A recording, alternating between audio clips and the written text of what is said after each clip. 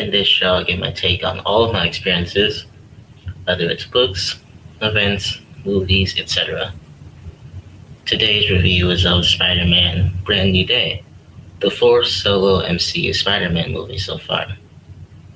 This movie's definitely been anticipated, and a lot of people said it was worth the wait. But is it actually worth the time? Let's find out. Now, when watching MCU Marvel movies, I noticed a pattern, something I knew that would happen in the film. But Brand New Day is different.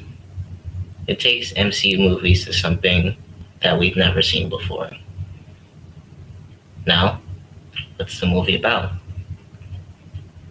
Well, it takes place 4 years after the end of No Way Home, where Doctor Strange puts a memory-wiping spell on everyone on the world so they completely forget who Peter Parker is, including his best friends, MJ and Ned.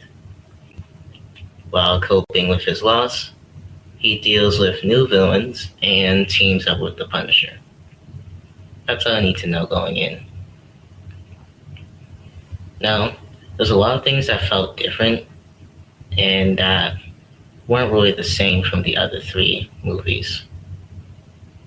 And number one is the tone of the movie.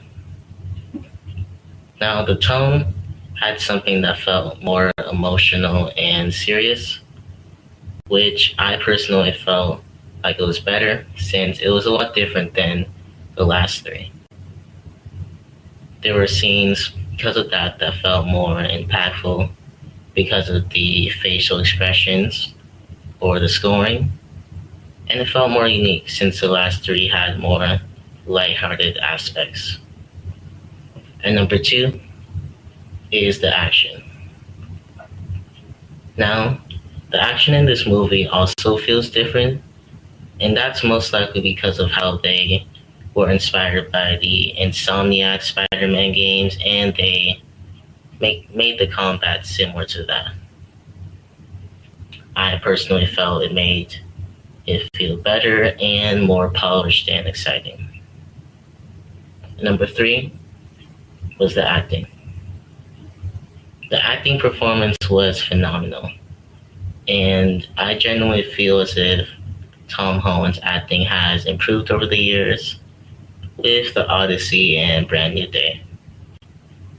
And I could say the same for Zendaya and Jon Bernthal, since they both had acting that felt believable and not over the top. I liked Brand New Day, but I wouldn't say it's perfect. There's two things that stopped me from ranking it higher. And number one, I don't necessarily think they introduced the Punisher well. The movie expects everyone to know who Frank Castle is, and it'll be hard for a first-time viewer to know him and understand him, but also like him emotionally.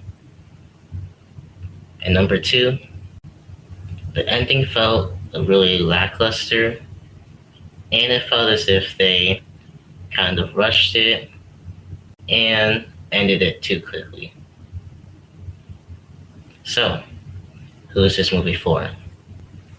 Well, you'll most likely enjoy if you're looking for movies that have a more serious tone, superhero movies that don't feel generic, or movies that have more action that feels real and exciting.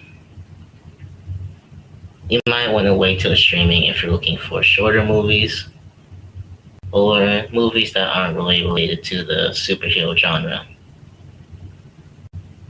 Now for the final rating. I give Spider-Man Brand New Day a 8 out of 10. It was definitely worth the time, and it's a movie I would watch again. Now let me know in the comments if I was right or I completely missed my mark. I may feature some of your takes in the next episode.